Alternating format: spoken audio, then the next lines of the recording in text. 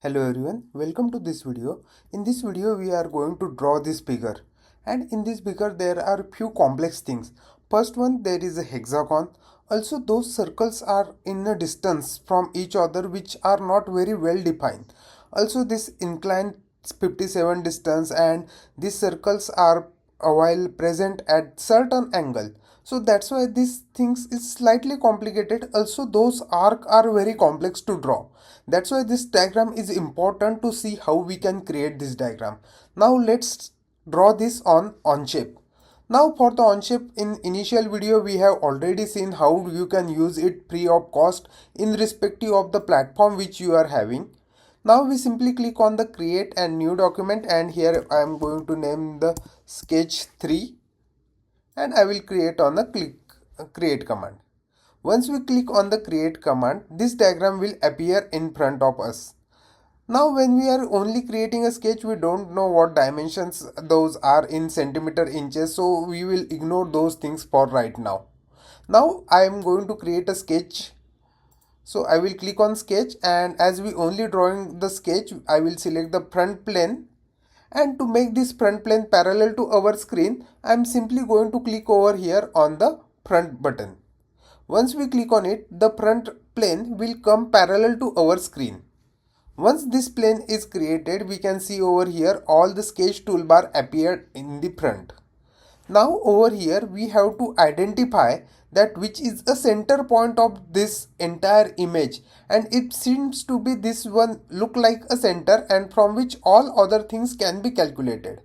Now you don't have to get confused by looking all the complex dimension. You have to start it one by one. Just select most simplest thing, draw it, and then draw the next thing, and likewise you can draw any complicated diagram, so you don't need to get confused over here. Now we can see over here, this is the circle which is shown, which is having diameter is equal to 50. So I will go into my diagram, I will select a circle. I want this to be my center point, and I am going to draw one circle. Once we draw our first circle, I am going to give a dimension, and this dimensions initially will be very small. I am going to set it as 50 as a dimension.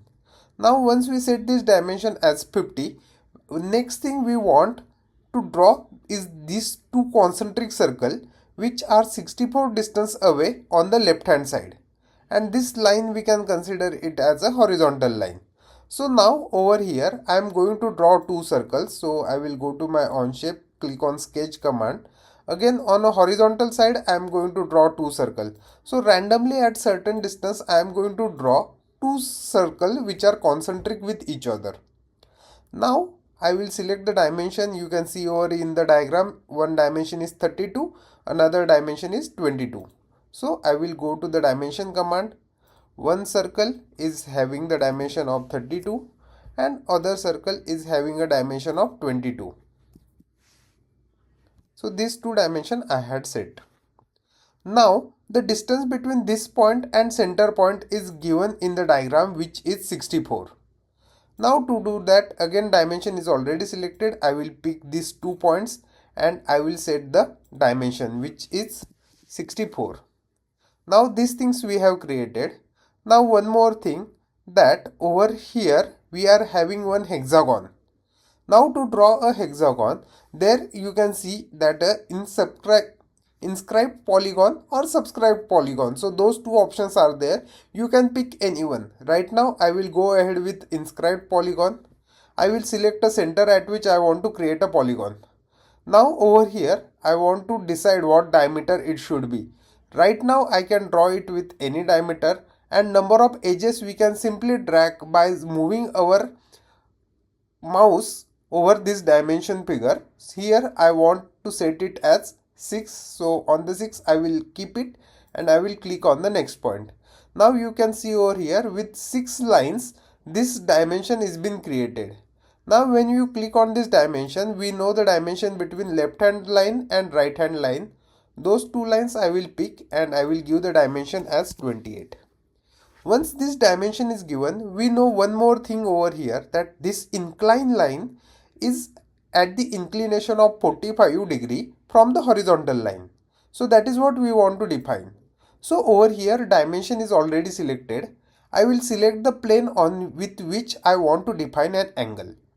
So by selecting this plane and the edge at which I want to find the angle, I will pick these two lines, and this angle I want to define as 45. So over here you can see that a hexagon is created at a certain angle where this edge is inclined at 45 degree with the horizontal plane. These things we have defined. Now we will draw the another circle. So over here there are two circles. First circle is of diameter 14 and second circle is of diameter 28, and it's at the distance of 57. So those things we are going to draw.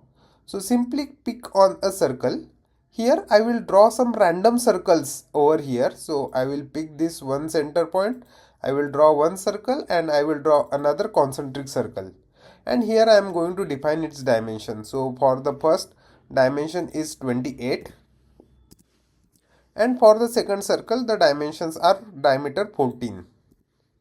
So I had drawn these two dash circles. Now the dimension between this center point and this center point is given as 57. So we will go to the dimension command. I will select these 2 points.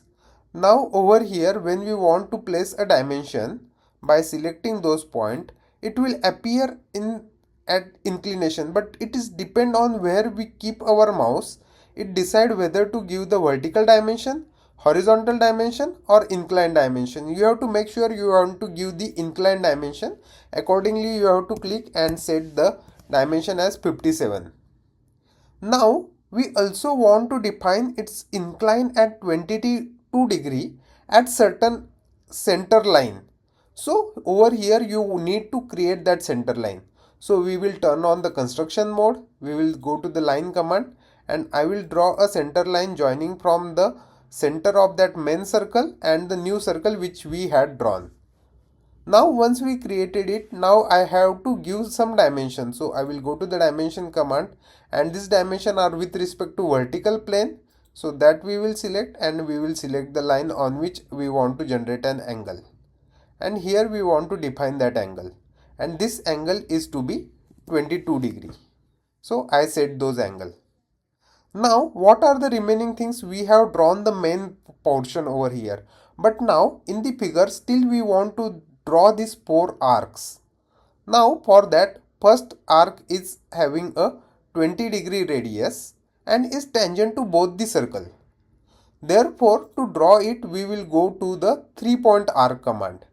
Now in 3-point arc command we have to define 2 endpoints, and curve is always drawn in anti-clockwise direction, that you have to keep remember. So now to draw this we are going to select this first tangent line and second tangent line. So again it's drawing in anti-clockwise direction. So I first have to draw the bottom point, and in anti-clockwise direction, in clockwise direction it will go. So I am selecting this next circle and roughly I am going to set the dimension. So over here dimension I am going to set it as 20. So I had set this dimension as 20, and I want to provide this arc is tangent to both the circle. So I will go to the constraint command, and in drop down menu I will select it as a tangent. Now this arc is tangent to this circle and also tangent with this circle. So this two tangent with arc 20 is drawn over here. Now one thing we can do, we can simply mirror this line on this side. So to do that I will select this line. I will go to the mirror command and I will select a line along which I want to mirror it. So this mirror command is completed. Now I want to create 2 more arcs. So first arc in the top side and second arc on the bottom hand side. So we will create this top arc at the first. So again I will go to the arc command, then I will select it as this is the first point, this as second point, and roughly I will select the radius which is close to the 80. Now I will go to the dimension and I will set this dimension as 80. Then I have to create this arc as tangent to both the circle. So we will apply the tangent constraint. I will select both the arc and circle, and same over here, arc and circle I am going to select. Now this arc is tangent to both the circle as well as its radius is 80. Now second thing we have to define in this diagram is this bottom arc, which is having radius is equal to 15 and again which is tangent to both the circle. So again we will go to the 3-point arc. I will select this as a first circle, this as a second circle, and I will make sure this radius is equal to close to 15 and I will give its dimension. Now this dimension I want to set it as 15. Again I want to make this arc tangent to both the circles, so I will select on tangent command, pick both the arcs and circle, and same over on the left hand side. So this 15 arc is completed. Now you can see over here the entire diagram is same as what we have wanted. So even though this diagram looks bit complex, it's not that hard to draw it out. So even if you are a beginner, it's very easy to draw this arc. Just move this dimension on the right places so that everything will look very proper and all the dimensions will be well readable. So most of the things we have already set at the proper position, so it's not a problem over here. Now this diagram is completed and you need to save it. Just click on OK. This sketch is completed. Once this sketch is completed, you can simply go on Onshape and you can see over here this sketch 3 is completed and already created. If you want to re-edit it or see its dimension, just double click on sketch 1, click on front plane, and this diagram is ready for you. I hope you like this one and keep practicing. Try out multiple diagram, and if you want me to share this diagram with all of you, just post your email ID in the comment section. Thank you for watching this video. Keep practicing.